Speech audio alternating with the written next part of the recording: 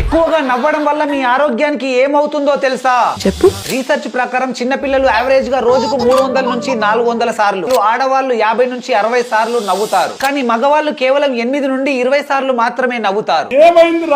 Smile చేయడం వల్ల dopamine, serotonin and endorphin వంటి హార్మోన్స్ రిలీజ్ అయ్యి హ్యాపీనెస్ అండ్ రిలాక్సేషన్ వస్తాయి. ఫోకస్ అండ్ క్రియేటివిటీ పెరుగుతాయి. ఈవెన్ ఫేక్ స్మైల్ చేసినా కూడా మీ బ్రెయిన్ నమ్మి హ్యాపీ హార్మోన్స్ ను రిలీజ్ చేస్తుంది. ఒక చిన్న స్మైల్ కూడా 10 నుండి 12 ఫేషియల్ మజిల్స్ ని యాక్టివేట్ చేస్తుంది.